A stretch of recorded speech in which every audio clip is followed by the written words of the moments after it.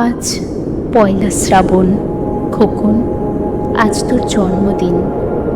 তুই যখন জন্মেছিলি আমরা তখন যাদবপুরীর নতুন গড়ে ওঠা কলোনির টালির ঘরে। তোর স্কুল মাস্টার বাবা সেই হ্যারিকেনের আলো জ্বলা ঘরেই আনন্দ আর খুশিতে ঝলমলে হয়ে উঠেছিলেন। তুই আসার পর তোর নাম রেখেছিলেন সুকল্যাণ। মানুষটার মনটা ছিল একেবারে শিশুর মতো। অভাবে অনটনে বেঁচে থাকার নানা দুর্বিপাকেও ভেঙে পড়তেন না কখনো। সকলের ভালো চাইতেন মন থেকে। বলতেন, দেখো, একদিন এই দেশের মানুষ ঠিক মুক্তি পাবে, দারিদ্র্য থেকে, অশিক্ষা থেকে, শোষণ থেকে মুক্তি। আজ পয়লা শ্রাবণ। খোকন, আজ তোর জন্মদিন। তোর মনে আছে আমাদের ভাঙা ঘরের মেঝেতে বাক্স থেকে বের করে মেজমাসির হাতের তৈরি আসনটা পেতে দিতাম, সামনে রাখতাম ঠাকুরের আসনের প্রদীপখানা। তুই বাবু হয়ে বসতিস চুপটি করে। আমরা একে একে ধান ধূপ দিয়ে আশীর্বাদ করতাম। তোর বাবা বলতেন, বড় হও, মানুষ হও। তোর বাবার সেই বন্ধু ঘোষ কাকু, উনি বলতেন, বেঁচে পড়তে থাকো। তুই জিজ্ঞেস করতিস, মা, পড়তে থাকা মানে কি মা?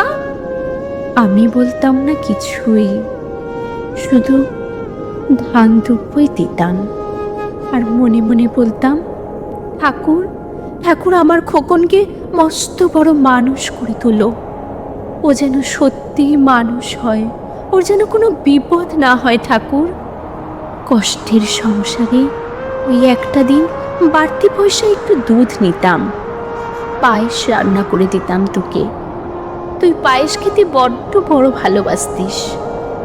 তোর বাবা বাস স্ট্যান্ডের সেই দোকান থেকে নিয়ে আসতেন তোর প্রিয় মিষ্টি ছানার গজা।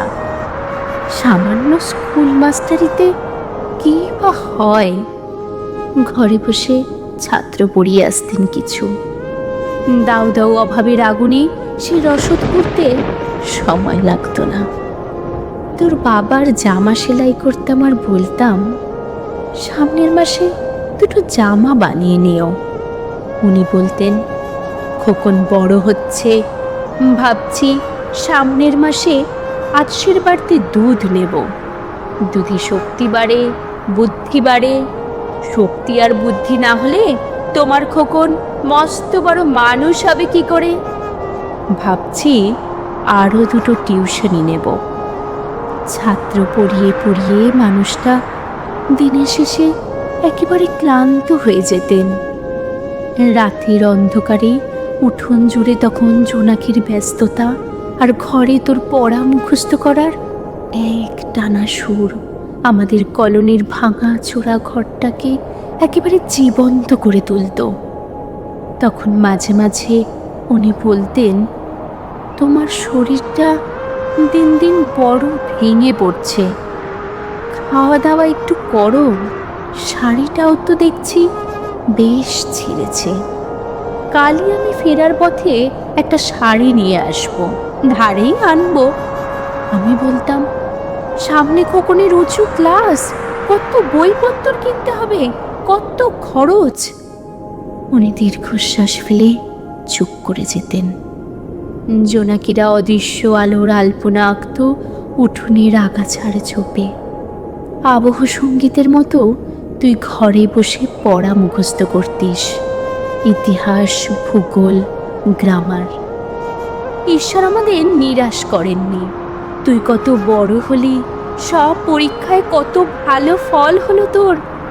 তোর বাবা বললেন, আরো পড়ো, উচ্চ শিক্ষায় উচ্চ সম্মানের অর্জনের একমাত্র পথ। তুই আরো পড়লি, কত বড় চাকরি হলো তোর। তোর মনে আছে খোকন, প্রথম মাসের মাইনে পেয়ে তুই আমাদের জন্য কত কি কিনে এনেছিলি? তখন তো আমরা চলে এসেছি শ্যামবাজারের তোর 2 কামরার সাজানো গোছানো বেশ বড় ফ্ল্যাটে। অফিস থেকেই তো দিয়েছিল। সেই ঘর, সেই বারান্দা, কত স্মৃতি, কত ছবি। সেই বাড়িতেই তো সেই বাড়িতেই তো আশ্বিনের এক ঝড়ো বিকেলে তোর বাবা যেদিন চলে গেলেন, তুই বাবার বুকের ওপর পড়ে কাঁদছিলি আপোষ নয়নে। আর সদ্য স্বামীহারা আমি সেদিন তোর সেই অসহায় মুখ দেখে আরো ভেঙে পড়েছিলাম। তোকে বুকে টেনে ছোটবেলার মতো বলেছিলাম, কাঁদিস না খোকন, আমি তো আছি। আজ পয়লা শ্রাবণ, কলকাতা থেকে অনেক দূরে মফস্বলের এক বৃদ্ধাশ্রমে আমি একেবারে একা খোকন।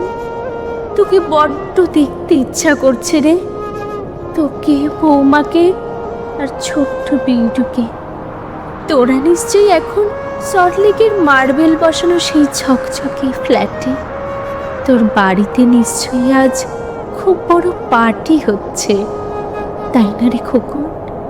অনেক লোকজন, হইচই, খাওয়া দাওয়া, খুব ভালো, খুব ভালো। আমার মনে পড়ছে যাদবপুরের ভাঙা ঘরে রাত্রিরে তুই আমার পাশে শুয়ে মাঝে মাঝে হঠাৎ খুব ভয় পেয়ে জড়িয়ে ধরতিস আমাকে, আর আমি বলতাম, ভয় কি রে খোকন, যার মা থাকে তাকে কি ভূতে ধরে? তুই নিশ্চিন্ত হয়ে ঘুমিয়ে পড়তিস আমার বুক জুড়ে। তোর আধুনিক সংসারে এই বুড়িটার একটু ঠাঁই হলো না রে। প্রতিমাও তো মা, ওরও আছে আমার মতো কুল আলো করা এক চাঁদের টুকরো। কিন্তু সময়ের কি আশ্চর্য পরিবর্তন! তুই বুঝি এখন আর পায়েস খাস না, তাই না রে খোকন? তুই জানিস না খোকন, আজ আমি পায়েস রান্না করেছি। হ্যাঁ, তোরই পাঠানো টাকায়।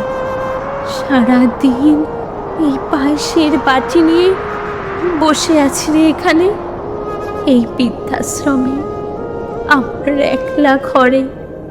আর কেউ নেই খোকন। তুই একবার আসবি খোকন, একবার, শুধু একবার।